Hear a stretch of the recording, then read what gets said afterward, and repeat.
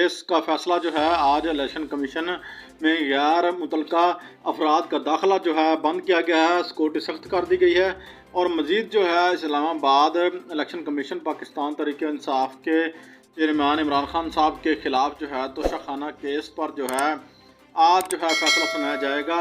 और election commission की जानब से जो है फॉर कॉल आई कारकुनों के मुताबिक जो है एहतजाज का पेश नज़र जो है आंसू गैस की शैलिंग जो है वो पहुँचा दी गई है। और मज़ीद जो है इस्लामाबाद इंतज़ामिया ने SSP की निगरानी में जो है सिक्योरिटी तैनात की और जिसमें जो है एक SSP और 5 जो है DSP और समेत जो है 1150 अफराद जो है एहलकार तैनात किए गए हैं। और जबकि पुलिस के साथ जो है FIA और रेंजर और FC के रेंजर जो है FC के जवान जो है तैनात किए गए हैं। मिशन में गैर मुतलका अफराद का दाखिला जो है वो भी बंद किया गया है और जो है बाकी दाखिला जो है आने जाने वालों का वो जो है ना मुतअद्दिद कर दिया गया है। और पुलिस का मज़ीद ये कहना है कि PTI के कारकुनों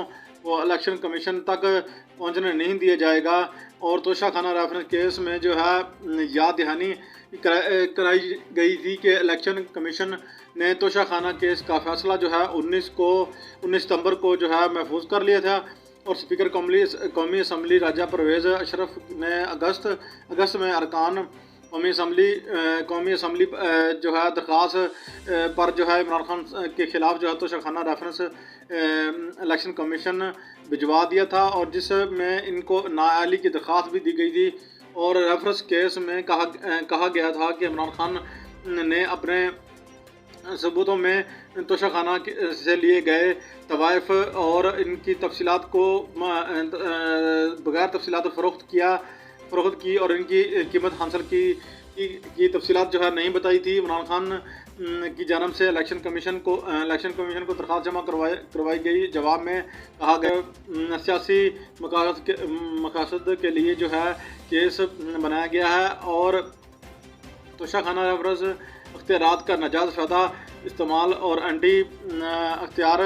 आइनी इख्तियार जो है की जो है तौहीन की जा रही है। और चीफ तहरीक इंसाफ ये भी कहना था कि रेफरेंस इलेक्शन कमीशन को भिजवा दिया गया है और दरख्वास्त गैर कानूनी और ये गैर हतमी है।